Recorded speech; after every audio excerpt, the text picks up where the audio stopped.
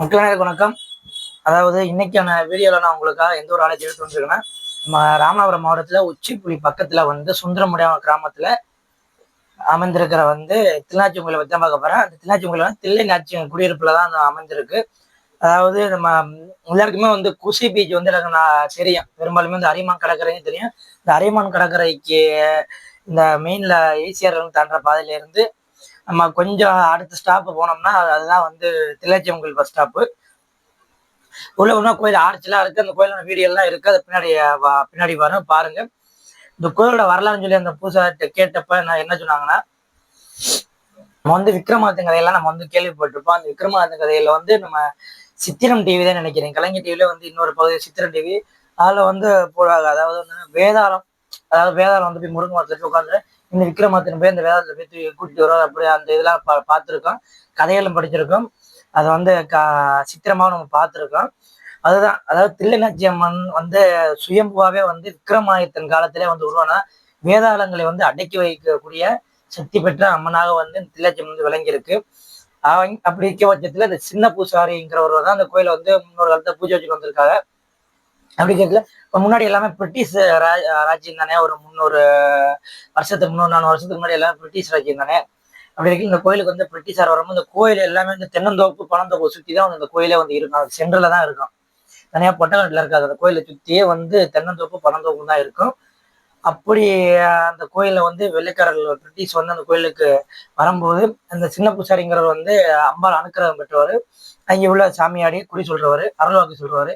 அவர் உள்ள வரும்போது இந்த இது பண்ணியிருக்கா ஒரு செருப்பு கழட்டிட்டு வாங்க. அப்படி அந்த பிரிட்டிஷார் வந்து இந்த கோயிலுக்கு வந்து வரும்போது எல்லாமே வந்து எங்க போனாலுமே வந்து பிரிட்டிஷை பத்தி நம்ம படைச்சிருப்போமே.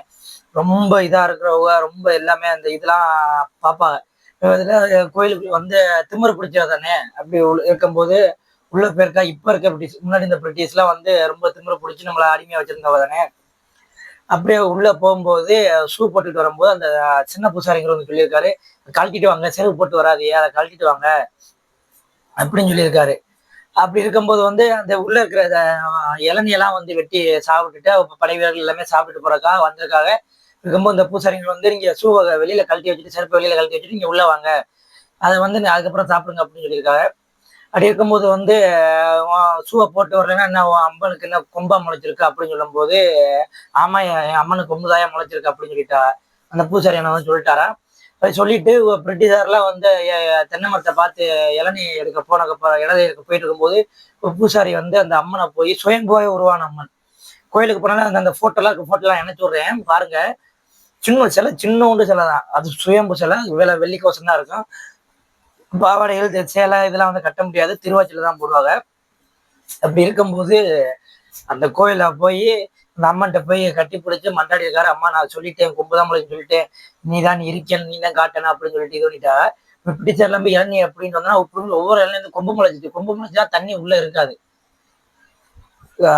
தனியாவே அந்த கொம்பு முளைச்சி தேங்காய்னு சொல்லி இருக்கும். அந்த இருக்கிற வந்து எல்லாம் இருக்கிற இடத்த சுத்தியே வந்து பன்னெண்டு அதிகமாக இருக்கும். தென்னை மரத்துல வந்து குறிப்பிட்ட 100 மரத்துல இப்படி ஒரு 80 மரத்துலயாச்சும் வந்து அந்த கொம்பு வச்ச தேங்காய் இளநீ வந்து தேங்காய் வந்து காய்ச்சிருமா. அப்படி இருக்கையில அந்த கொம்பு வச்சுட்டாலே வந்து அதில் தண்ணி இருக்காதான். அப்படி இருக்கும்போது பிரிட்டிஷார்லாம் அதை பார்த்துட்டு ஒவ்வொரு இளநியும் வந்து பிடிங்கி பாக்குறாங்க. அதுல வந்து எதுவுமே தண்ணி இல்லை. அதோட இங்க வந்து அம்மனோட சக்தியை புரிஞ்சுக்கிட்டு இந்த அம்மன்ட்ட வந்து இது பண்ணிட்டு அப்புறம் இந்த சின்ன பூசாரிங்கிட்ட வந்து திருநீர் எல்லாமே வாங்கிட்டு போயிருக்காங்க.